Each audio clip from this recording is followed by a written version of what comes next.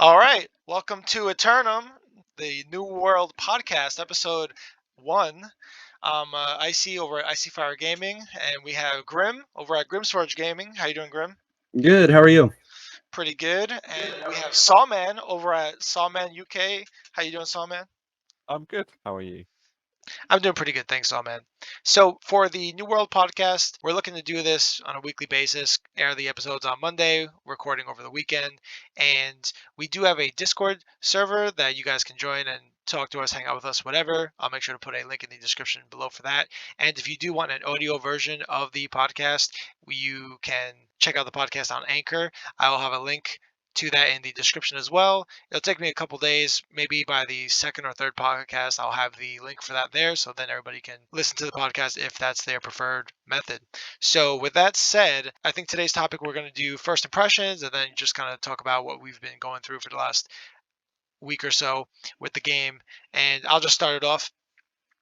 For me, I'm loving the harvesting aspect of it. I didn't do the pre-order for the game, and I didn't play the beta, but when I was watching one of our buddies, Papa, play New World, just watching him do some mining, hitting that stone with the pickaxe, and knocking down the trees with the axe and everything, I was kind of sold just on that alone, not even checking out the PvP or anything like that. So I quickly got the game, and I've been loving it ever since. I haven't flagged for PvP yet, and I'm kind of okay just harvesting the whole time. I think I've got my harvesting up to 160, and I've just basically been doing that.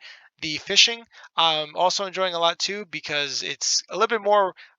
I don't want to say it's 100% realistic, but when you compare it to ESO, where you just kind of cast your line, waited, press the button, and then you got the fish no problem, this one is a little bit way more involved, where you kind of have to wait for the fish to bite, and then you have to reel it in and not let the fish get away or break the line. So I like that it's very involved, and I'm kind of just taking my time right now, enjoying the game, not really in a rush. So yeah, what do you think, Grim? You didn't even leave the starting area, did you, until you hit like 70 or 75 on all your gathering skills? Yeah, no, I'm basically still at Monarch's Bluff, still doing my whole routine of just farming all my hemp and herbs and all that type of stuff there. Because they have those animes out there where the main character never leaves the starting zone until he hits max level and out of everything, and then once he goes to the real world or the real content, he just kind of one shots everything. And I was like, no, let me just this game like New World, I can actually do that. So I honestly might never leave Monarch's Bluff until I hit 60. So Well, here's a question for you though: are there any more players left in Monarch's Bluff? Or are you like the only sole survivor with no new starters around? there's still a lot of people there, and it's still all primarily Syndicate since we're all Marauders. But yeah, no, there's a lot less people. I'm like the only like high level person there, but I'm not even that high. I'm only level 28. So I just uh, picture you run up to the first quest giver in the area, and he's like, "Hero, we need your help in saving the world." And you're like, "Yeah, hang on." And you run over and proceed to cut down 2,500 trees. and, you're picking every little berry and killing every single animal in the area. And he's just like, "Hero, we need you to save the world." And you're like, "Yeah, yeah, yeah. Hang on. I gotta cut this tree down over here." dude, it's so addicting. Oh my god, like where I have a spot where I collect all my herbs and stuff, and you know, I'll say something like, "All right, I'm gonna go log out after this one." But then as soon as I finish picking it and I see something blue in the distance, I'm like, "All right, let me go grab this one," and then let me go grab this one. So then it's just like constant chain of, I was gonna leave a minute ago to it's 15, 20 minutes later. I'm still playing the game because I'm still kind of finding things along my little circuit. And yeah, no, the harvesting aspect, it's pretty addicting. So Yeah. Ooh, shiny. Ooh, shiny. yeah, really, yeah. Yeah. Um, yeah, I like New World so far for that reason as well. I have done PvP as well. Um, it doesn't bother me right now. I think our server is, we went Marauder, which is the green faction, and everybody went Syndicate, which is the purple, and purple really dominates. And for me, the way I'm looking at it is I'm not really focused on PvP right now. I've been dabbling in it, and purple can have their time right now because when I get to 60, then I'm coming for them. So that's kind of how I view that. And we do have Northhold. Northhold's on the server with us, and that's a large PvP guild. And those guys have 60 people strong in Marauder in our faction. And I think it was what, day 2, day 3, they already took, a town, and they've held it and defended it multiple times, and they're a player in the war, and Blood's the leader of Northhold, and Blood said, hey, when you guys are ready and you want to start moving the map, let me know, and we'll do it. So I'm not worried. I actually like the fact that there's a ton. It's really heavily dominated syndicate right now. That means it's a target rich environment, and we're going to have some really epic stuff when we go after them. But I Yes. So it about the syndicate comment. From we do have a Discord as well. Forgot to mention that. We'll put a link in there so you guys can come join us. There have been some of the guys in the Discord. I think they don't really like that it's so heavily dominated by syndicate, and they don't like they're not finding it fun being either zerged down in like 1v10 scenarios type of thing. yeah, I'm one of those people. I absolutely hate it. I'm struggling to find PvP at the minute, but I know I'm not like max rank. But I'm just one of those people like eager to get into PvP. It's the reason I do like under 50 battlegrounds on ESO and all that sort of stuff because I just want to play PvP all the time. But at the minute, yeah, it's just there's way too many purples. It's like 10 purples to every like one green or yellow player. So there needs to I'm, be. I saw you 1vxing out there, Sawman. that was on day one when no one knew what I was doing. Now it's a bit different. Everyone's got like better weapons and stuff. I've actually been X'd quite a few times already, and there's always like you go up against someone, you're oh yeah, kill them, and out of nowhere they just turn around and slap you, and then you go, ha, maybe I need to change my build. Maybe it's me. So I've already like switched weapons about 5 times in this game, just like trying different combos. Um, but yeah, I mean, I think PvP is going to get better once we get higher level. So the fact that we have got like all those guildies who want to take the map, I'm looking forward to that. Like, sign me up. Yeah, yeah, I'm looking forward to that. I mean, so we have our own company. It's the Expendables division, and then Northold's got 60 strong, and I don't know how many we have in ours, 20 maybe 30, and I've got some other people that are joining whenever, but I think they had to go to other servers because our population on our server was cut off and they weren't taking new people. And so it started redirecting people elsewhere because they were late joining. But yeah, I expect we're going to have some crazy wars. I did notice that though, running around with you, Sawman, or running around with Captain Crunch or Papa, we would we would be flagged and just running around and having a hard time finding anything. But I think it has to do with our level. When you're in the level 20 to 30 range and everyone else is in the 20 to 30, you're going to find PvP. But I feel like the hardcore PvPers were either out there using exploits, or I don't know if that's a thing or not, but supposedly it is, or they were just out there racing to 60, and I think they flew past us. They're in the 40 to 60 range now, right? And I'm still in the, I'm at 30. Yeah, So it's a bit strange because it is an MMO, which the whole point is, you take it slow, you go at your own pace, you enjoy it. There's gonna be loads to do, but there are people who've literally just rushed to 60. And I'm not saying 60 is end game by no means, because I think you have to be level 60 to do like the outpost rush. So that's just like a starting point. But loads of people got to 60, and like I don't know, like that's burnout right there. Like if you're just gonna go straight to the end level. Um, but I'm like you said, you're already level 30. I think I'm level 34. And I've been playing it a lot, but not like religiously every day for like 10 hours like some people. yeah, So still got time. it's been interesting too. I think a topic we should talk about is there's a lot of content creators that are doing the videos right now comparing ESO to New World. And it seems like a lot of the content creators, it's not that they forget about it, but they don't put this as a major tipping point, right? They don't bring up the point that ESO's been out for 7 years and New World has been out for what I see 11 days. So Yeah, something like that. Not even 2 weeks. yeah. So why are we trying to put together a realistic comparison? You know, if you want to together a realistic comparison, you would compare New World 11 days to ESO 11 days. And I'll tell you, ESO would not win that because I was a tester for both. And ESO has gone through so many different iterations and so many different, it didn't even have weapon skill lines. It didn't have anything basically that's in the game right now. There was Nightblade abilities. One of them was called Spark, and they would like strike both of their weapons together, and it would cause a blinding effect.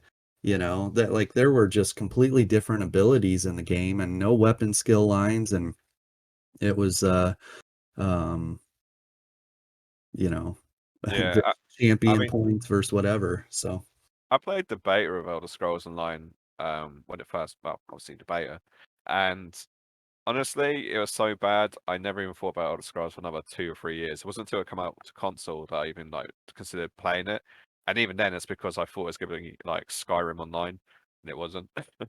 But yeah, I get what you mean. Like, there's a huge like difference in age and like where they are now and technology. There's obviously a lot to learn on New World still, but I think the most positive thing is just the actual general community has been really good. Like the New World community, that is. Like they recognize that there's improvements to be made. They're being vocal, but they're being vocal in a constructive manner, as opposed to like being like children throwing their toys out the pram. And I'm not one for Twitter, but I'm constantly watching the New World one, and they're replying to people, promoting others. It seems like they're really involved in it. I think they want it to succeed, so they're doing their best to make sure everyone's on board with it. yeah. And only time, you know, one of the things is like they're probably New World's not going to be able to beat ESO in the story or lore standpoint because Skyrim, just Elder Scrolls Online is a generational type story, you know, that is amazing. So I don't think that they'll ever be able to hang on that regard unless we fast forwarded to 10 to 20 years from now, right? And um but they're doing really well on a lot of things. And I think the pain points that they have right now on the PvP side of it, one of them being like when you use abilities, it locks you into an animation and into place. So you stop moving just to execute this move. And so it's really, really annoying. That's a pain point. They need to get rid of the fact that you're locked into a point and you can't like either animation cancel or block cancel the animation to avoid damage. But they need it to where like if I do an ability that's in the game right now, I stop where I'm standing and do the ability. They need to make it to where I just keep moving and I can strafe around the opponent and we would have a much more fluid PvP with that. I thought initially I was going to be kind of worried about only having 3 abilities and they're on global cooldowns, you know, like 3 abilities front bar, 3 abilities back bar, but that ended up kind of becoming a really non-factor. It all really, my only pain point is getting locked into an animation that forces you to stand still. It's way too easy to kite or just outrun. People just run from you, and it's Oh hard yeah. for you to put damage into them. Yeah. Yeah. What's that guy's name who's working on Ashes of Creation? Is it Steve? Simmered.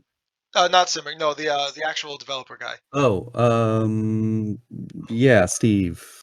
I Why want can't to I say, think of yeah, I want to say it's Steve. So uh, I think this was maybe in maybe like a month or two ago, where they actually addressed that particular thing with Ashes of Creation, where when you do an animation, it's like the full follow through, and you couldn't really do anything else because you were locked in it. And they kind of, I think there's a VOD of it somewhere online where he's just kind of talking about it like this is what it used to be, and then after much feedback and stuff from the community, they said, no, nobody really likes that type of gameplay where you're just kind of locked in that animation. So then, he showed the after where now you can kind of just like you can in ESO, you can, side strafe or, run whatever while still casting your abilities, no problem.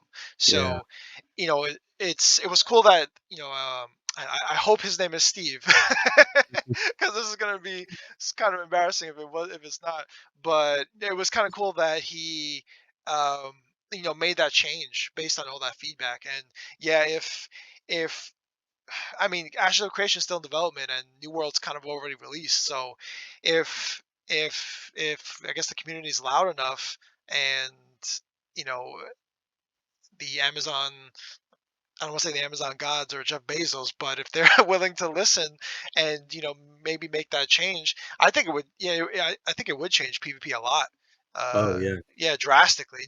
Not being able to be locked in your animation and things like that. But I guess since you also mentioned it, should that you know should that style be the default going forward for like all other types of games where because ESO, I don't think animation canceling was a thing before. That was kind of like, from what I've heard, like it was like an accident, and then they were like, hey, people actually kind of like it and it's actually working good, so we'll just keep it. So is that Feature, kind of how games? What was that? feature, not bug. Yeah, yeah, it was a feature. Yeah. So, is that how games should be, where you can just animation cancel all your abilities and stuff like that from the get go? I think people expect fluid gameplay, right? And intuitive gameplay, responsive gameplay. That's intuitive. ESO does a lot of things on the combat side really well, and that's why it's so hard to break away from ESO's combat. You just have to come to that realization that it's never going to work properly. It's never going to function properly because of coding issues and server and whatever else. 7 years of spaghetti. I think that's what they called it. But New World's at this awesome pivoting point right now that they can direct it any way. And I think if they just added that really simple, I say it's really simple, I don't know anything about coding, but just make it to where you're not locked in place while you're using your abilities and you can continue to move while hitting, the two-hand axe execute. Now, I get it, like if you're doing the rapier and you're doing the rapid strikes with it, but I get it if you say, no, when you're doing these rapid strikes, you got to hold still. But if you even think about fencing in real life, because video games is just like real life, right? But Yeah, when you're doing these rapid strikes in fencing, you're moving forward, right? You can sidestep as you're doing these things. And so I'd like to see that. If they do that, man, that changes a lot for the game and from a PvP aspect. That's really the biggest and worst pain point for PvP. It's not the global cooldowns or the lack of abilities. So yeah. I was gonna say biting jabs. That rapier ability is kind of like biting jabs from the Templar thing. So, if they did allow you to, uh, if you were gonna make that exception where no, okay, you got to be stationary for that one. I mean, I could make an argument that no, you could do it while you're moving a little bit. Yeah. I think there needs to be like I don't know, a happy medium of the two. The one thing I will say is I'm using a controller to play this game, and all control aspects fit nicely on my Xbox controller, which means, from a combat perspective, to me it seems like it's not too complex that you need like 10 keys to do different abilities like World of Warcraft. It's got enough that it'll be friendly to multiple users, so it's not overcomplicated. And do you know, I honestly I feel like it's very close to ESO in combat.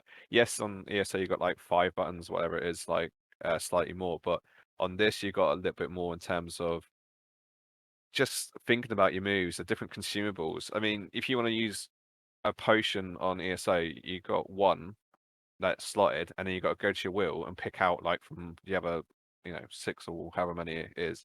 Whereas this, it's actually giving you the consumables up front, and that's the main difference. It's the fact that they've gone, do you know what? We want to invest more in the inventory as opposed to investing more in the abilities. And if you look at the skill trees as well, yes, you've got 3 abilities on each side, but they've gone through this like, oh, actually, let's make it like slightly hybrid in terms of you don't just have to be all stamina, all magic, and all that, um, which is fine. It's like I think they've got a very set way of combat on here, but it's not over complex. And I think further down the line, when they add more weapons and stuff, they won't have an issue with balance because they're sticking to their guns of these are the 2 trees, you get 3 abilities, you get all the passives. and it's not going to be too much for this game. Since you mentioned those three abilities, do you think that they should allow you to double bar any of your weapons? So if I wanted to run double life staff, so I could run a healing on the front bar and then I think it's like guardian or whatever, or protector on the back bar. You think they should make that change where we should be able to do that? I 100% think that needs to be a change they give, because that gives you more flexibility. And rather than you having to find two weapons that combine, you could just go all out into one, just be like an angry Hulk smash hammer build, you know? Um, I did try it the other day because I didn't actually realize it was a thing. And then I was like, oh, actually, no, you can't do this. This is just silly. And it kind of forces you into having a second weapon, which it's not necessarily a bad thing, but if you want that creativity and playability, you want to have the freedom to choose how you want to play. So if you want to be like double resto stuff, deals no damage, just goes around healing, picking flowers, give the person the ability to do that. Or if you want to like have double fire stuff and just absolutely decimate the field of fire, go for it. Yeah, that was actually one of my recommendations because I was part of both the betas, was, hey, if I want to run bow front bar, bow back bar for like a bow setup, and I want to have my CCs on my front bar and my back bar be my damage abilities, I should be able to do that. But currently, the way it's set up, whatever three abilities that you select are going to be your three abilities, both front and back bar. You don't really have a choice. And so, but I think 100%, like you guys are saying, if in the way of being able to play the way you want, we should be able to, your weapon that you've selected is specific to that bar. And if you happen to select a weapon on the back bar, then you can set up. And think about this too. Now all of a sudden your back bar, you have access to that bow skill line and you can run with completely different passives. So when you're on your back bar, maybe you're more spec'd into haste, for when you're dodge rolling and when you're doing whatever. And on your front bar, you're more spec'd into dot damage or, crowd control or whatever. I think that I don't see why that wouldn't happen at some point. Yeah, but I know there are more weapons coming out, so maybe they're just trying to keep it not too complex. So I think daggers are the next one that are coming out. I've heard something about a void gauntlet. Not sure how true that is. Yeah. And I see pirates with pistols, so in my head I'm thinking that's going to be a thing, right? And the funny thing is, they have pirates with a shield and a pistol. So I don't know, maybe a new concept: hide behind a little shield and shoot people. Could go down well. Might be hated. I feel like they should have, I'm not saying like an infinity gauntlet, but if they have the ice gauntlet, they should just remove the flame staff and just make a flame gauntlet. So then, just have different elementals, whatever, just like, insert element name, gauntlet. I think that would be kind of a cool little thing if they did that. If they're, just because you mentioned the void gauntlet that's coming. Well, So on the trailer, at the very end of the trailer, I don't know if you watched Twitch, but on the adverts they show on there, there's a priest on a boat with a book, which makes you think, oh, maybe that'll be a thing next, like just a monk build, which I know everyone wants that on the ESO, but hey, maybe we'll get it first. maybe we'll get a boat. Maybe. Yeah. I guess before we go into the next topic, Grim, Sawman, what do you like about New World so far? Fucking hate it. Why am I playing this stupid game? No, it's I'm really enjoying it. It's a lot of fun. There are some frustrations being a PvP oriented person, but I am finding cutting down trees, fishing, all the stupid like PvE stuff that I'd hate to do in other games. I'm actually really enjoying it on this one. I think it's the fact that when you cut down a tree, you can see the environment change. Like it generally affects the environment. And also for like the first couple of days, I thought when you cut down a tree, it might fall on someone and kill them. Sadly, it doesn't. I want that to be a feature because I think that'd be a new way of ganking. But I actually asked for that when I was doing the beta too. Like, could you please add fall damage to the trees, the larger trees when they fall? Because it was actually on a request from Dr. Gankenstein. He said, you could get a whole group of trees in an area down to a one last hit, and then you could lead a Zerg over there, and then everybody could be crouched, and then they just stand up and hit the tree. The one, he just wants to roleplay as an Ewok. Everyone knows that. He just wants to like beat the stormtroopers with the trees. That's Gankenstein. Yeah. But yeah, Yeah. that'd be a cool feature. It'll never happen, but one day maybe. You never know. As Yeah. like a gimmick one day. You know, the other thing I noticed too about PvP, it's not a pain point. I think it's actually it'll be something that will be looked at through the course of balancing. Some the builds, like you know how you said you've been trying a bunch of different builds and then you've kind of rested on whatever it is right now. Um, the builds are very paper rock scissors. Some builds go against other builds and like cancel them out, do very well against them, and then you could turn around and fight a different type. Like if the player skill was on an even par, certain builds just cancel out certain builds. Like I was running the Rapier Flame Staff, love that build, super mobile, very bursty, dangerous, and the second I went against a two-hander that was spec'd into like just stun locking or spec'd into just CC crowd control effects, I couldn't get away from them. And they would just maul me to death, to the point where I'm taking stun after stun because there's no cooldowns or there's no CC immunity in the game. Well, So you can just be stunned, stunned, stunned, stunned, and those particular builds just eat your face. there is CC immunity. It's just in certain weapons. So the hatchet, for example, has got Berserker, Mhm. and that actually stops all crowd control abilities on you and like gets you out of them. So I think there is like you said, it's rock paper scissors, but that's what I guess we call balance. That's what a lot of games have. The whole point is there should be a counter to everything, right? Yeah. Um, and I feel at this point, because everyone is so like newbie, they don't know what they're doing. Everyone just looks at one thing and goes, "That's the meta. That guy killed me with that." But it might just be because they've got their shit together and they understand how the build they're running works, which might be fine up until they face someone on the same skill level. Um, but yeah, PvP in general, like the running away. Oh god, I've got a story about that. It might even be a video, but I had a guy flagged for PvP. He was on the purples as well, so it's like the most biased like group of people going on our server. And he proceeded to run away from me for about 10 minutes. In that 10 minutes, his friend come over who wasn't flagged for PvP and started trying to body block me so I couldn't catch up to this one guy. And honestly, I just wanted to shoot myself after that. It was just so frustrating. And I did the Yeah. usual toxic thing, go into zone chat and be like, "Why are you flagged for PvP?" And then go run away like a pussy, sort of thing. And his excuse was I was 5 levels above him.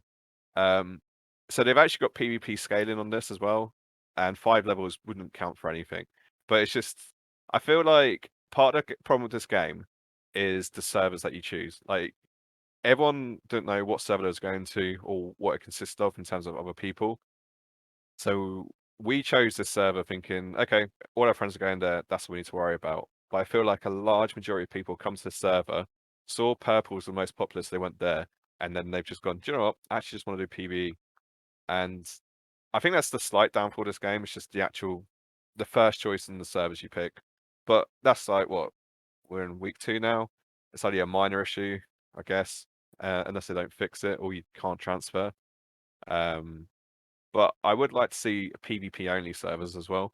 So rather than having like this whole flagged or not flagged for PvP, I just want to go to a server where everyone's flagged at all times and you have to PvP. I feel like that would cause so much chaos, but in a great way. It would actually be like stupidly fun. I would do that. I would go there. Yeah, that actually sounds like a pretty good idea. Like have like dedicated PvP servers. Like, hey man, like if you're going to, I'll just say Frislandia because that's the one that we're all in. You know, if anybody in Frislandia, you're going to be flagged all the time. How about a mandatory flagging? Like you cannot unflag for PvE Yeah, and since it's that'd a be PvP only server.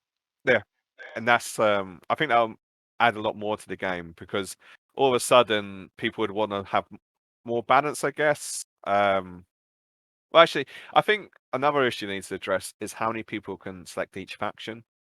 So there should be like a cap. Like I don't know the exact numbers for the server, but if you've got 100 people on the Marauders, you shouldn't be able to have like 500 on purple. they should like have scaling and balance so that it has to be equal amounts on all three.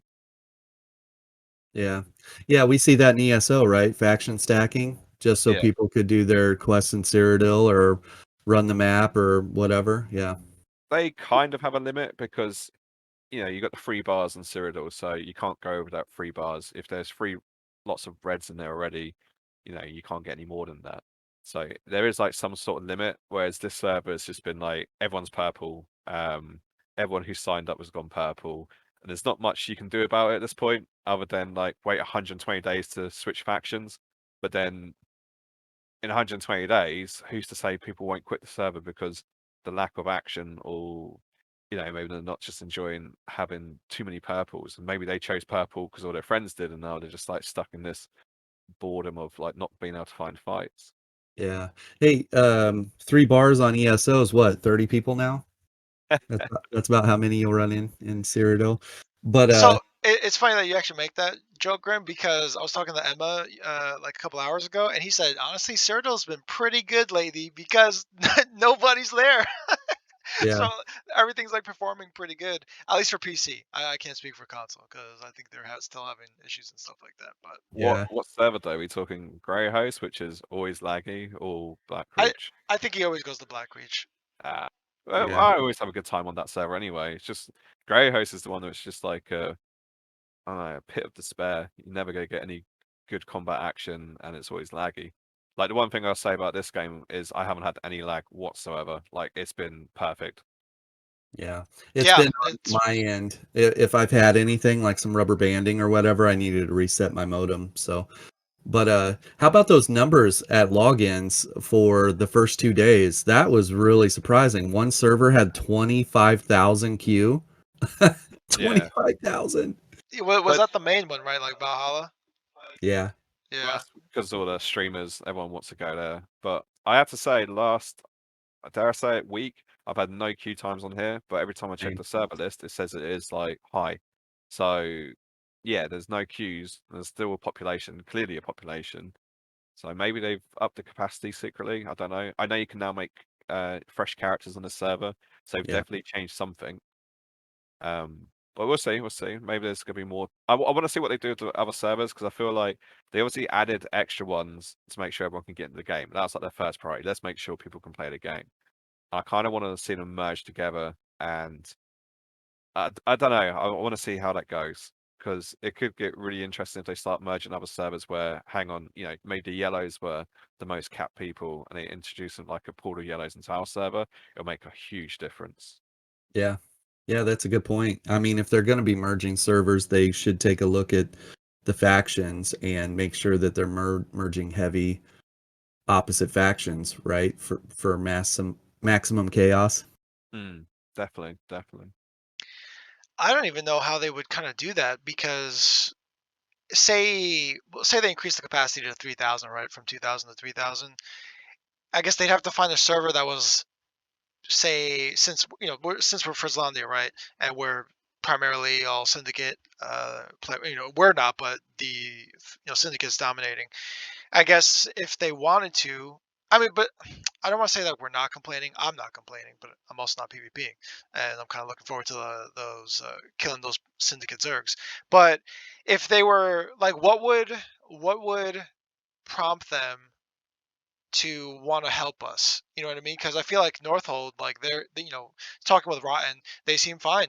They're enjoying being like heavily outnumbered and pushing back and beating them. I have Yeah. During to these say, wars and stuff. I have not seen a full-on PvP Zerg on the server yet. The most people I've seen flag for PvP is about 3 or 4. Um, Whereas when I've watched other Twitch streamers, especially Cypher, it'll be him running into a group of 20 flagged people for PvP, and I'm just thinking, where's he finding these people? Because we definitely don't have it on our server. But as I said, it's still early days. I think we've got a heavily PvE server right now, so I hope that shifts. Or going back to the whole PvP aspect of like having a PvP only server, what if they had like a certain zone where you had to be flagged at all times? So maybe it's more towards the end game. I think it'll be the same problem if you do that. You give them an optional zone where your mandatory flag there, people would just avoid it, right? the same way they have the option to turn PvP on right now, and they Yeah. choose not to. They would just choose not to go to that zone. I And, think go ahead, Salman. I was gonna say maybe it's just the mentality of people who do MMOs because I've had a lot of like shitty comments on my videos recently. Obviously I'm PvP minded. You know, I don't really care that much for lore. I just click A till the thing goes away. And yeah, I think there are like a lot of people who really do just enjoy going around cutting down trees, reading stories and notes and stuff. But Yeah, most of the PvPers I think are between 40 and 60 at this point, yeah, and because Rotten will tell us, he jumps into our Discord real late at night and he's like, there's 60 purples over here if you guys want to come help. And he's like out there with just him, Fortis, and Blood, and so I think I'm suffering from something called time zone difference. yeah, that right there. I do think that you miss a little bit of the, you know, craziness. But we still appreciate you over here on the North American server, Salman. Yeah. Brexit. It's Brexit's fault. Nah, I know the thing is, like, I always find the North American servers more lively anyway. Obviously, when you go to European server, everyone goes to bed at the same time. There's not enough of a time zone difference. So I know it's my own fault, and I'll happily keep joining North American servers just to get action and to have that popularity. Yeah. I guess you could even make two characters, right? I have got an EU character, and he's like level 10 already, but I've not really played on him too much. And he's completely different from what I'm doing on here as well. But Yeah. maybe once I get to 60 on this character, I'll venture onto the EU server. That's a lot of chopping trees down. I enjoy it. I love like making new characters. On ESO, I've got like over 50 characters. You know, Xbox EU, Xbox NA, two different alt accounts, and now on PC I've got EU and NA. It's just something about leveling up characters. You know, you can change like the way you play them. You don't just get stuck doing the same old boring like metas, if that makes sense. Yeah. I've leveled on ESO a lot of characters too, like 100 and I don't even know, 130, 140 characters, but I would level them and practice playing a specific play style, something that's unique. And I also did the thematic builds, so I would make Scorpion from Mortal Kombat or the Hulk or whatever, and I'd level them all the way through. Because, like you said, I really liked low BBGs. Also, you got to deal a lot less with the stupid proc sets that they were adding to the game, and Not just that though, you get to handicap yourself and like have to yeah, use different moves. yeah, But it's probably why I'm so crap at most games I play because I don't stick to one character. I had the same problem with For Honor, so I don't know if you guys ever played that, but you had mm-mm. like different classes you played, and you had to really like keep playing the same class to like unlock all the best gear and stuff, and it was like competitive like PvP constantly. And I just get bored and change characters, so then I'd be constantly be playing on a low level character with all my mates who are just much higher than me. But it's part of the fun of the game, though, right? Variety. That's what we all want. Yeah, I don't yeah, know about you. I like doing the same thing all the time. I've been fishing in the same spot for the last 3 days. I haven't left. yeah. Yeah, Fishing's a but really yeah, good way to make money in the game. I've already caught a legendary fish. You know, I've completed it now. You know, I've got a gold fish. What more do I Well, need to do?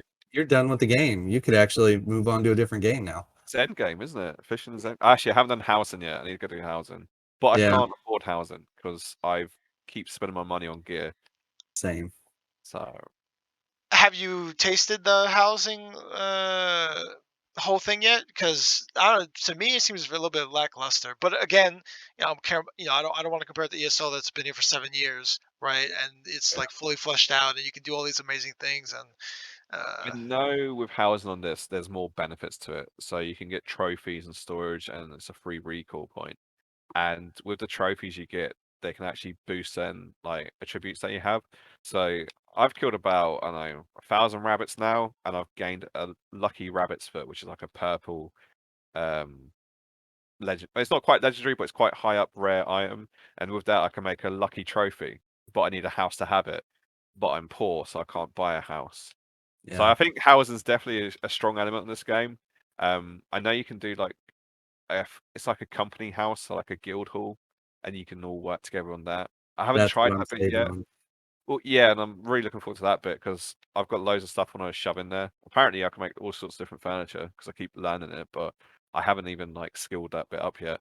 I've got no use to make like 10 wooden tables right now, but I'm sure as soon as I get the housing unlocked, I'll probably just smash it out and be like, I don't know, like a housing genius. I'll do housing videos and tours and all that crap.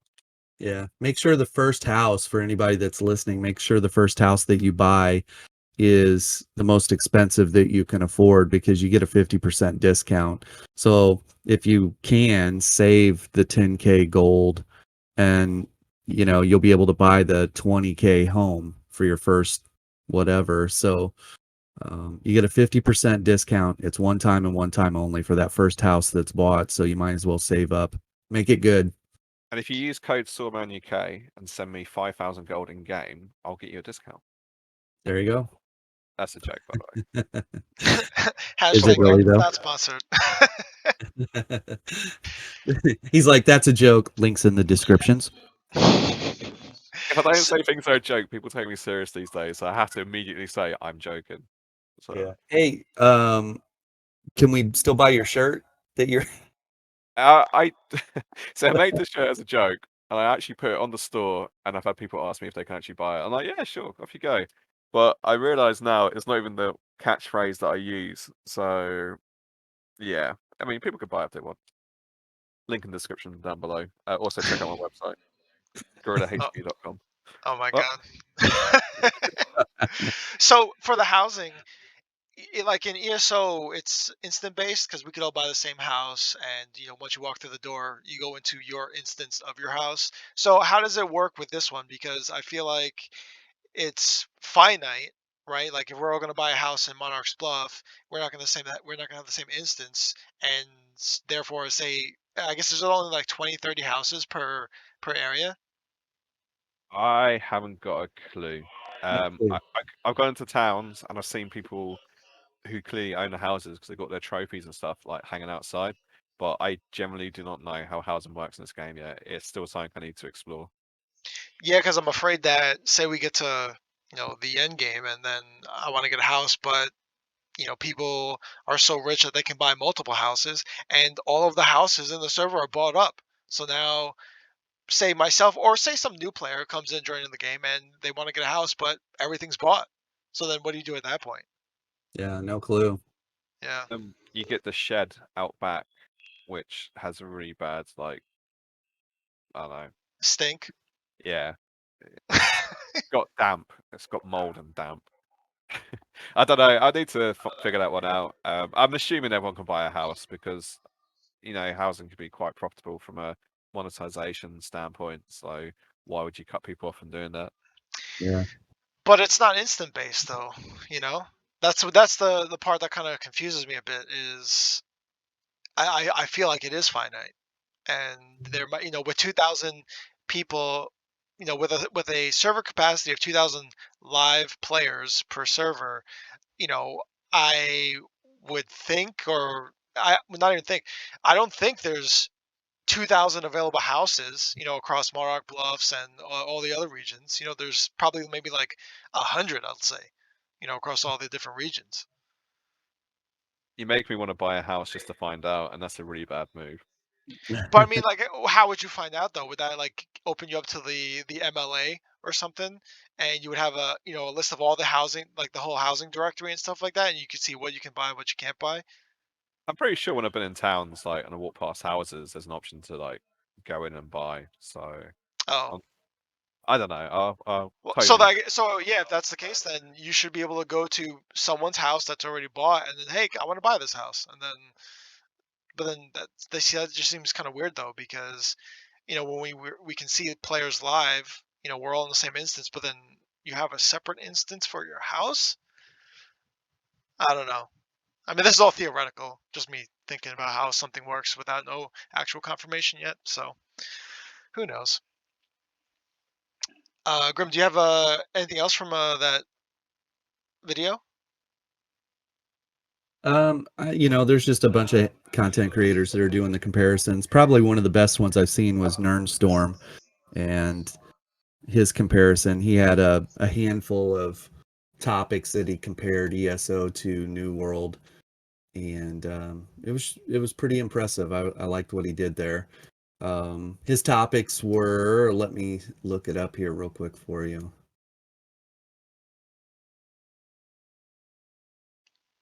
Oh, no, well, he looks that up. How many turkeys have you killed, Icy? Oh, well, the Turkey Terminator, that's 100, right?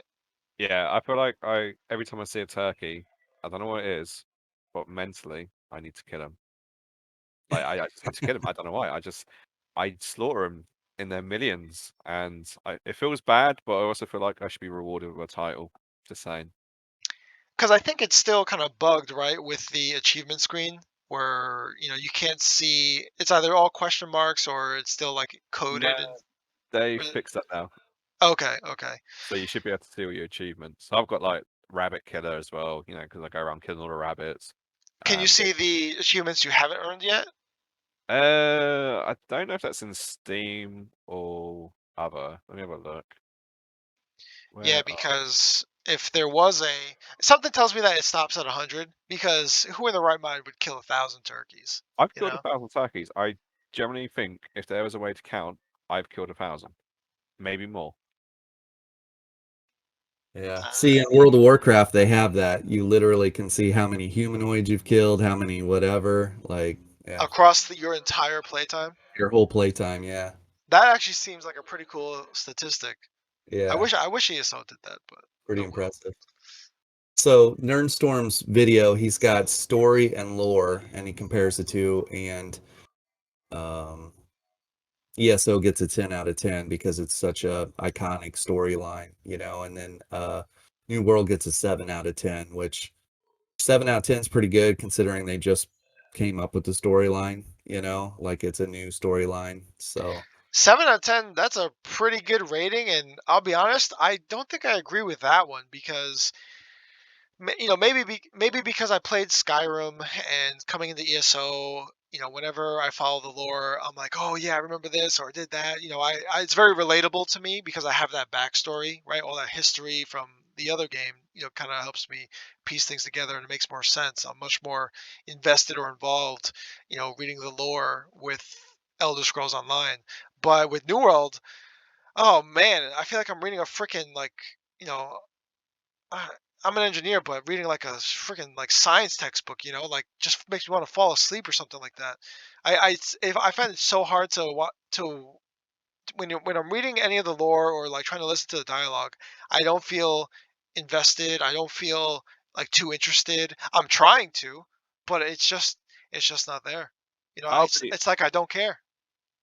as someone who doesn't read lore on any game, I find the lore in this game a lot quicker to skip, so therefore more enjoyable. Whereas on ESO, you have to What? push through that multiple times. So personally, I feel like the lore skipping is very good on New World.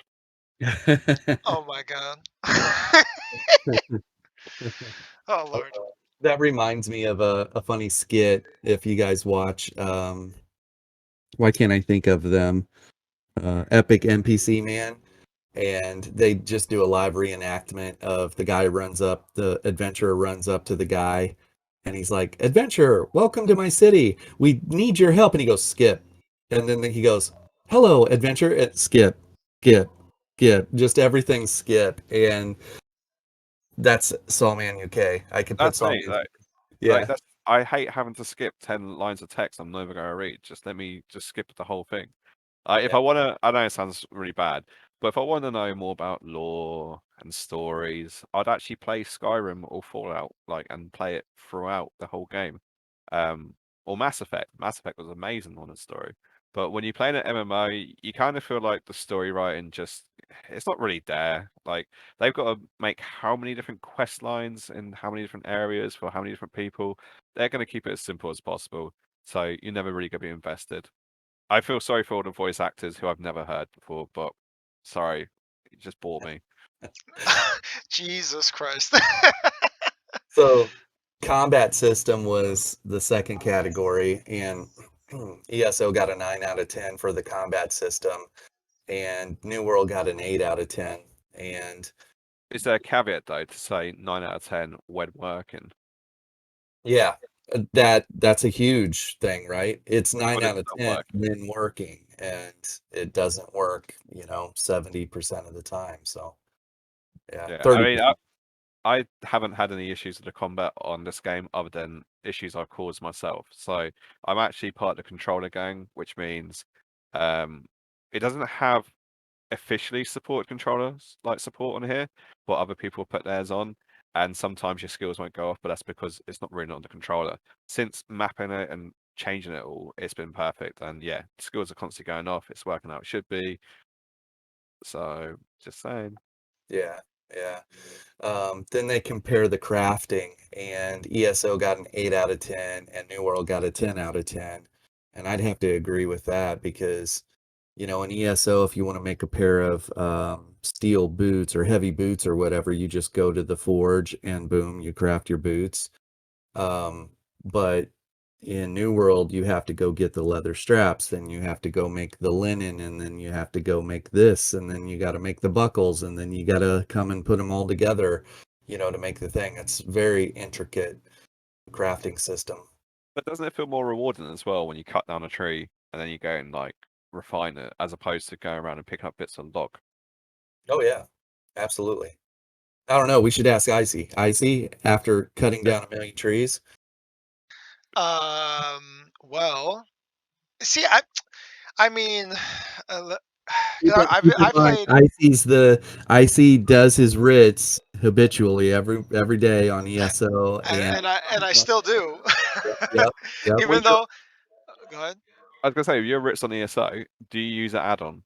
Oh yeah, of course. Okay, take the add-on away. Now tell me if that's enjoyable. Hell no, I would never. No, Think- like if anybody on console does their writs, rich, religiously, God bless you. Okay, Stendar bless your heart, because I would never do that. so That's before you take that's a into great account the point. crafting on this game, just remember there's no add-ons. This is it in its normal form. So if you are talking about ESO, just take away the add-ons and then decide if it's better. Just Well, see, that's the thing though. With the daily writs and stuff, I think it's very straightforward, and I think with having, 18 characters or whatever, there's kind of incentive for you to want to do your writs every day, and that's a lot of writs that you have to make and stuff like that. But with New World, it's just one character, and you kind of just making what you need to do certain stuff. Yeah, So in terms of incentive, it is different, and I don't mind it.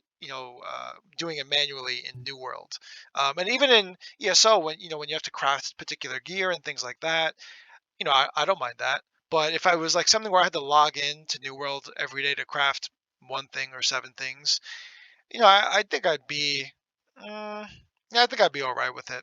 that's just But another remember, thing too. Writs were not initiated, or writs were not their day one of crafting. You know, and we're day 11 in New World with the base crafting system that we got. So like 7 years versus 11 days. also just remember when you do the writs on your 18 characters, that's 18. Well, that's 36 load screens you have to go through. Because every time you load in a character, load screen, you go to a zone, load screen. Well, actually, it's probably more load screens. So just want to no, throw it, that would- it out would there. just be it would just be logging in, logging out, because I do mine at Somerset, so I wouldn't leave anything else. Oh, okay. Well, how are you doing it? Well, I usually play on every character, so I'm like always in a random zone and having to travel back to Vardenfell, and then I'll have to do my horse, and then I'll go to like the crafting area, and then I'll log out, and then my character's in Cyrodiil, so I'm gonna need to take him out of Cyrodiil. So a whole long process, even with add-on. Oh, yeah. So if I play on any of my characters, I kind of treat it like work, right? I'll go to my house, I take my clothes off, put them in the places where they go, and then I go park them at the ripboard in Somerset, and then I log out from there. So all my characters always parked at the same spot whenever I log out every time. I think you're just a different breed of person to me. What do you Yeah. mean? I thought everybody does that. But you just said that I treat it like work. Why are you playing a game if you're treating it like work? Well, okay, okay. It's more like the PVE aspect of it, right? Because for PvP, just drop your car off anywhere, leave the keys in the, keep your keys in your pocket, and just pick up your car wherever the hell you left it, whether it be in the sewers, Cyrodiil, or some random place in Tamriel. Yeah, that's fine. But for PVE, because when I have my different dungeon gear loadouts and stuff, right, based on whatever the hell we're doing, you have your add-ons that you can just like pick up and place things down.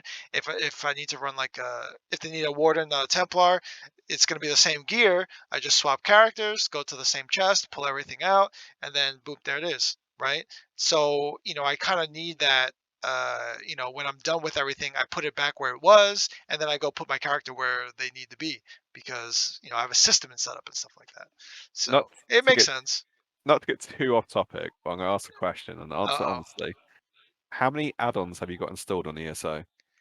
Not that much, I don't think, because when you like, if you looking at any of my videos, I still use the basic UI.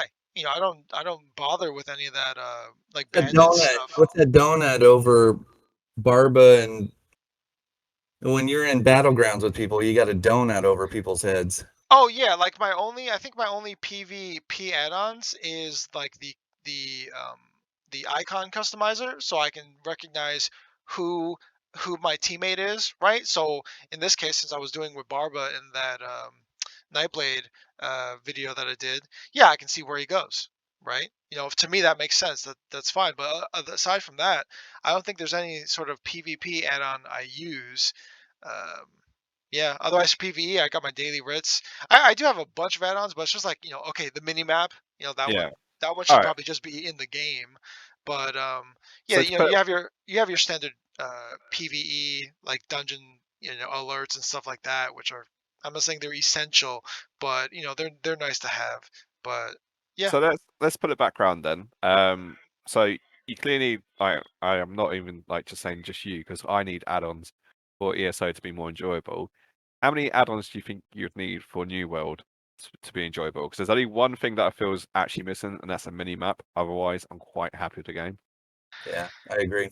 Yeah, I think I'm happy too. Yeah, the minimap would be nice. And if they never introduce add-ons, well, if they were gonna make add-ons, what would it be? I mean, honestly, yeah, I'm fine with the game. I'm fine with the game right now. I would Right. just rather have, say, no add-ons, put a minimap in there, and then allow us to introduce that ability to animation cancel and double bar our abilities, then or our weapons and stuff. Then yeah, I would be good.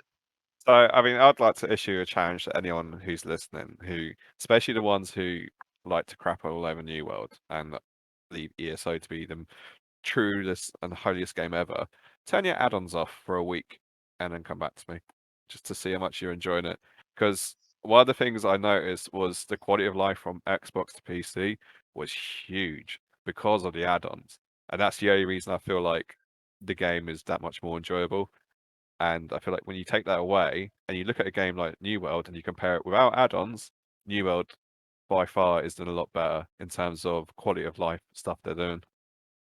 Yeah, Yeah, I I agree. remember. Yeah, I remember Rotten looking at his UI in ESO, and I'm just like, dude, how do you even see anything? His whole screen is covered with a whole bunch of crazy stuff. It was mind-boggling. I couldn't believe it. And I remember looking at Zero Moss's UI, and it's completely blank. It's as if he doesn't play with the UI because the screen is so big. He just has like the basic UI setup, maybe one add-on for something in particular, but that's about it. Otherwise, it's very clean and peaceful on his screen the whole time. Yeah, many maps the only thing I've got UI wise for ESO. And I would love to have a mini map on New World. So that is my one request from this game. Give me a mini map, please. I get lost all the time. I can't do Why north southwest. so the fact that they released New World without a mini map, and I feel like a mini map would be very common, if not like a most asked for thing in any game. Why do Yeah. you think they didn't include it? Do you think all the beta testers were like, we don't need a mini map, we're good? I don't know. Does WoW have a mini map? I never played WoW. No, neither did I. That's what I'm generally asking. Yeah, Or I think uh, it does. I don't know. It's been so long since I played, and I played it for a long time, but I don't remember. I think the reason they don't do a mini map is for a lot of reasons games don't do it. It's because there's a whole thing you've got to put on the screen which takes away from the immersion, I guess. Air quotes. Um, but I am surprised they don't have it. Maybe they'll introduce it. Who knows? Fingers crossed. Yeah. Yeah, that would be nice. The next two categories that he compared was PvE content and PvP content. And for PvE, he has 8 out of 10 for ESO and 6 out of 10 for New World. And for PvP content, they have 5 out of 10 for ESO and 9 out of 10 for New World. And he goes in depth just kind of talking about it. Mostly it comes down to the length of time that one game's been out versus the other, right? And ESO's had a considerable amount of time and pushed a pretty hectic pace as far as turning out content. So, but kind of an interesting point was New World got a 9 out of 10 in PvP content, and it looked to me like Nernstorm had done a lot of PvP on the high level PvP too, or in game PvP, and the correlation or how he said that dominating a map, dominating a region, specifically affects experience. It affects your crafting abilities at the city. It affects a lot of different things. And so implementing or connecting PvP to PvE is so much better done in New World versus ESO, whereas you 100% feel a divide between the two, right? They Yeah. regularly argue with each other in ESO. Well, let's think about what Cyrodiil is in Elder Scrolls Online. I'm not down my lore, but I know a little bit. So the whole point is, it's what, like 1,000-year war over emperorship, and it's all the other factions fighting each other. And Cyrodiil is the big main fighting ground where everything's decided. Yet it doesn't affect anything outside of Cyrodiil, which is the whole point, right?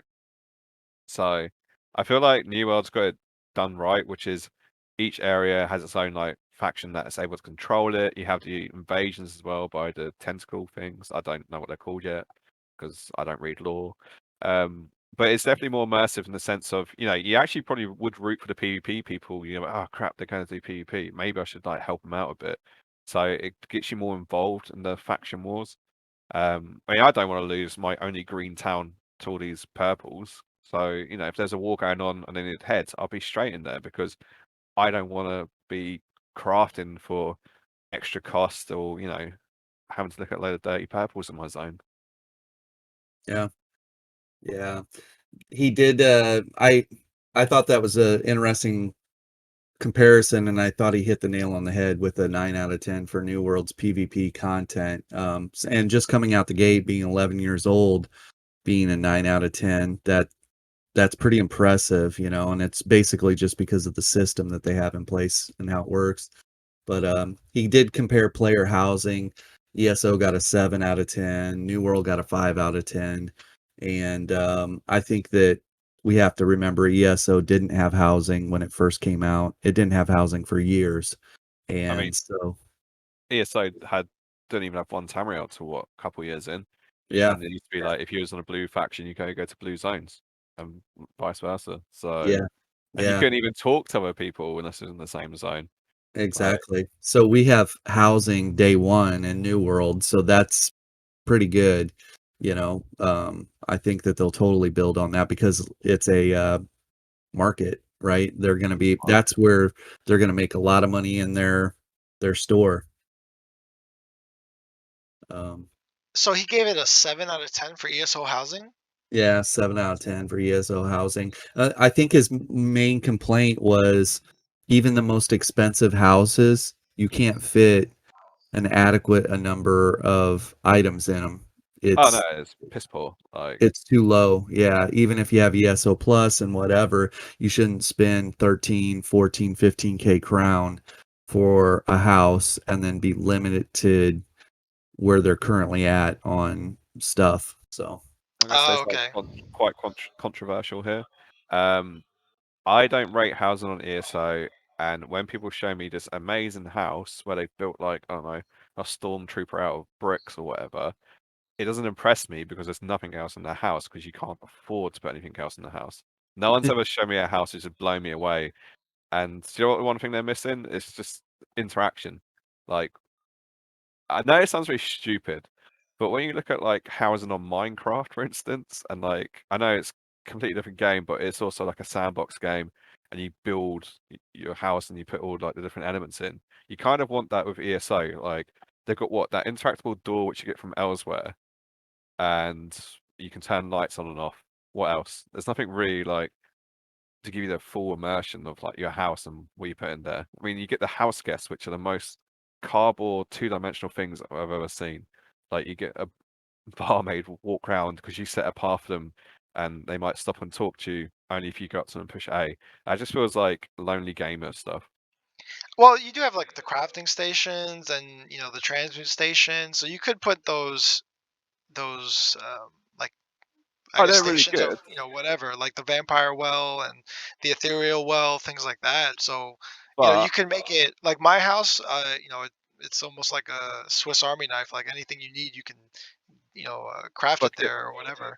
you can't do your writs in your house. You can't do your horse speed in your house. So unless you are like a guild hall leader or you spent loads of crowns on Munda stones and all that sort of stuff, it's just not that fun or accessible to like anyone else. It would actually be more worthwhile if you could do your writs in your own house and upgrade your horse. I don't know why they've never even thought of that. But then I think the problem is, if they did that, no one would be left in town. No one would be in Vardenfell. Because Yeah. why would you bother? And the layouts of all these towns and the crafting stations is piss poor. It is horrible. Like I used to go to Shadowfen. No wait, the swamp place. Yeah. Yeah, Yeah, Shadowfen. and that was probably one of the better ones for it, but no means the best. And it's mainly because one is less people, so I don't have to interact with anyone, and two because the tables and stuff were slightly better than other places. But Yeah. Yeah, no, I would never leave my house if if Yeah. I could do my writs.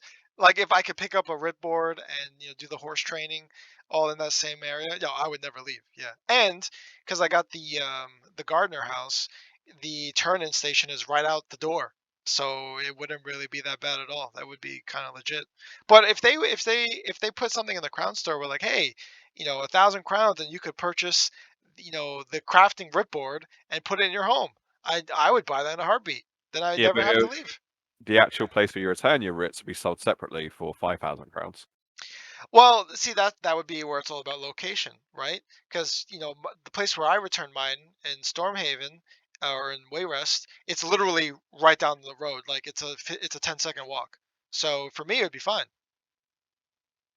Yeah, I think housing honestly, there's more they can do with it, but they don't, and people are really impressed with like very little in my mind. I don't know. Not many games do housing, but if I was going to be focused on building a house, I'd go play Minecraft and have more fun doing it.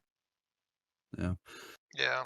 The last thing he compared was the game systems. So he gave ESO an 8 out of 10, and he gave New World a 10 out of 10. And basically, it's just how well they're performing, And for me, I probably would give ESO less than an 8 out of 10, probably Yeah, a 6 out of 10 or a 5 out of 10, I'll give because an there's been a lot of bad problems with it.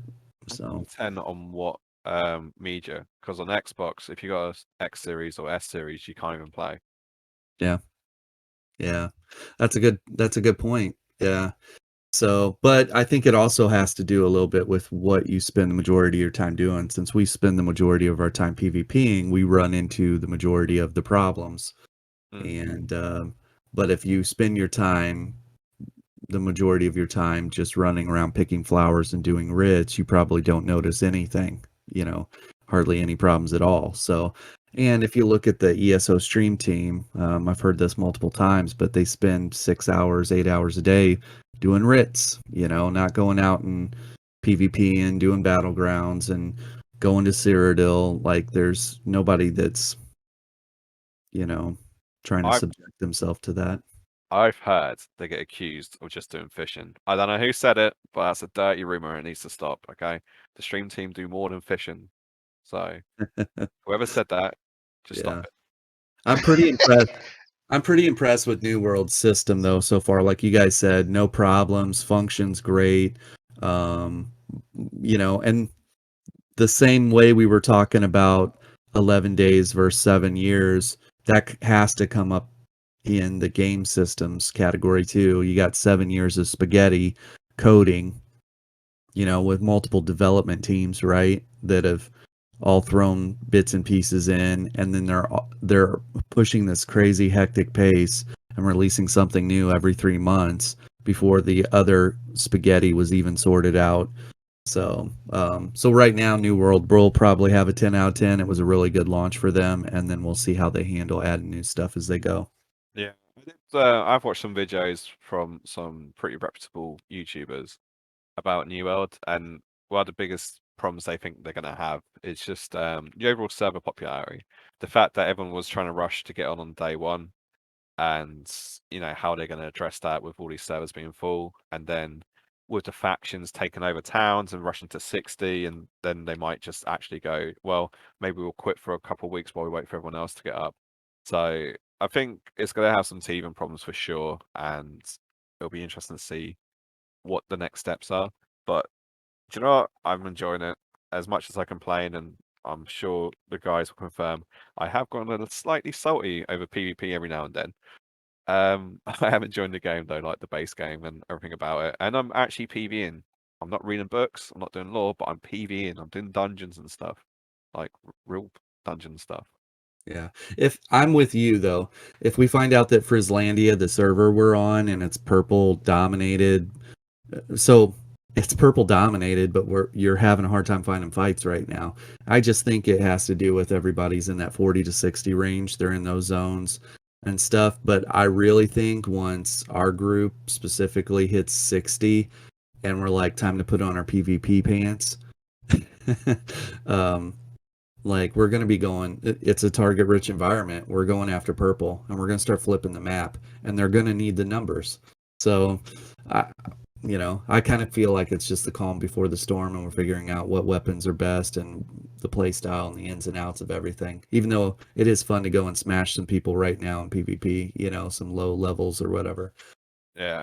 Maybe in 30 days' time, it's going to be complete chaos and everyone's flagged for PvP. In which case, I doubt I'll even touch ESO for a while. But we'll see. We'll see.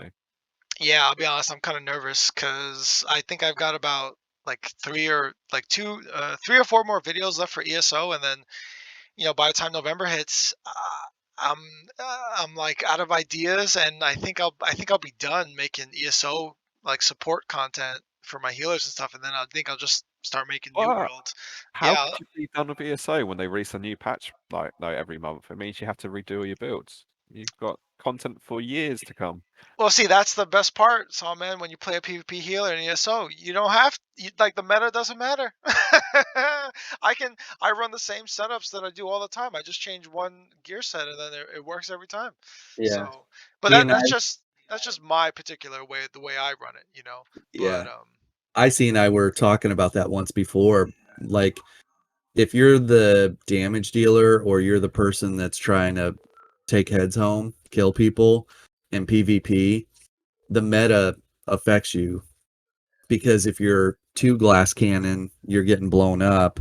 If you're not enough pen in a tank meta or not enough damage, so we, the people that are actively killing people, we have to, the fluctuation in the meta and what's going on in the game hits us drastically. We got to be on our toes, keep our head on a swivel, and be able to figure out each new meta. And Icy's just sitting back there throwing heels out, going, "I don't know what you're complaining about."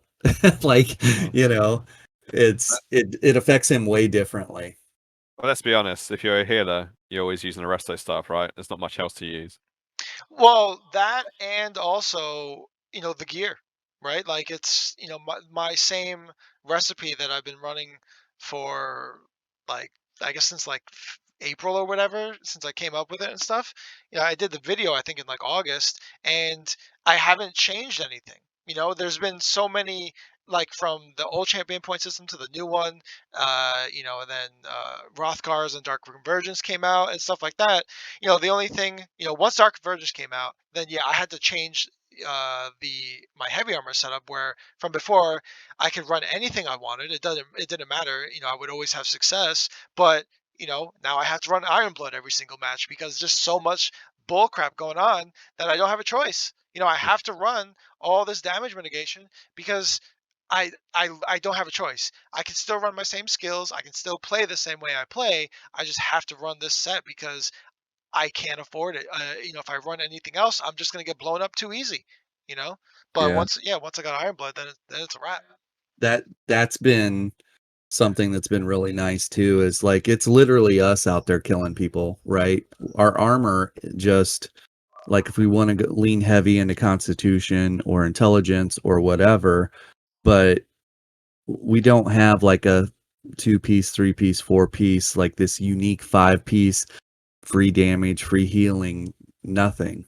If we Yeah. want to kill people, it comes from our 3 abilities and our ability to dodge at the right time or sidestep at the right time, and to, and the way light and heavy attacks Like are used. resource management, yeah. I mean, Yeah, I've only just discovered today you can take a health potion at the same time to take like a mana potion. yeah, So I'm well, I'm just a noob really. That's what that tells you. But yeah, I think there's a lot more in resource management as opposed to just spamming one heal. yeah. So there's potions that we're not even in game yet, but I have potions in my inventory that do both. It says, um, replace a moderate amount of health and mana, or magicka, Yeah. whatever, Well, the so, foods I've been like making, I can make recipes to improve my luck, improve my strength and all that.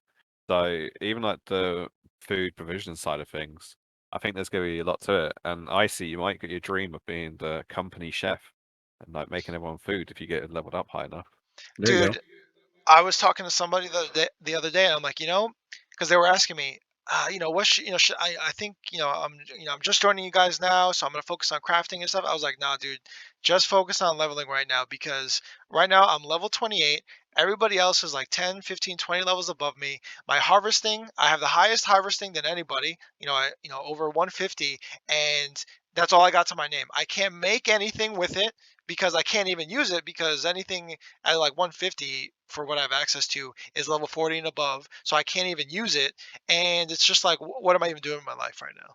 You're So, probably that statistical anomaly that the devs absolutely hate. They have like a bell curve graph of like people's levels and how much harvesting and all that is leveled up. And then there's you, who's just like right there at the top, like level 20, max at harvesting. Like, what is going and and I haven't left the starting zone. And you haven't left the seven, so. Yeah, Mate, you're gonna be playing this game for years. I mean, wait until you get to the next zone. Like, there's wolves and turkeys. yeah. Well, the funny part is, I think when you released that turkey video with the wah wah wah, the Star Wars thing, I actually had the turkey terminator before you had. So, Yeah, and I think I've killed more turkeys than you, to be honest. I didn't even have the title at that point. But now it's like I've sort of become my own meme, and I have to kill turkeys wherever I see them. Pigs are next though, because there's a Baconator achievement I really want. Dude, I know I've said this a bunch of times already, but instead of Baconator, they should have named it Pig Porker. You see, most males are measuring appendages. You guys are measuring how many turkey kills you have. I mean, only real chads who know about turkey killing will be able to comment on turkey killing. So, Yeah, I Grim, I mean, don't know what's so funny. We're being legit here. We're having an actual conversation. You hey, know? Grim, get on our level. All right. That's all I had for the. I thought Nernstorm did a really, really good job on that video. You guys should jump over to his channel and check it out. Awesome. So, I think we're coming up on closing. Any, I think you're good, Grim. Any closing remarks, Sawman? Yeah. Sub to Sawman. No. This freaking guy, bro. I mean, I've got content for days when it comes to ESO because I can just wail on the game and people get angry. But I think when it comes to New World, I I don't want people to bash it straight away. I understand there's going to be problems. I understand there's going to be bugs, but it's 2 weeks old, man. Just everyone calm down. Wait to see what happens. Give it a month, and then I think we'll go start slamming the devs and everything else. But so far, so good. Positive experience. I hope they release on console because it works really well with controller, and it would actually release a lot of people from the prison, which is ESO, and open their eyes to how other MMOs work. That's very preachy. I'm sorry, guys. Yeah, that was surprisingly well said. Yeah. But yeah, no, I agree. I would like at a minimum a controller native to their UI, so that I don't have to use like a Steam configuration or some other third party to remap all my stuff. If it was all just part of the game, I would really appreciate that. And of course, I'm sure a lot of people who use controllers as well. So cool. Mouse and keyboards are for nerds. Yeah, nerds. But we appreciate you listening to the show. Okay, so I think with that said, we'll close it out here, and we'll catch you guys next week for episode 2, and hopefully Captain Crunch will be there. So yeah, we'll catch you guys on the next one. See ya. See ya. Bye.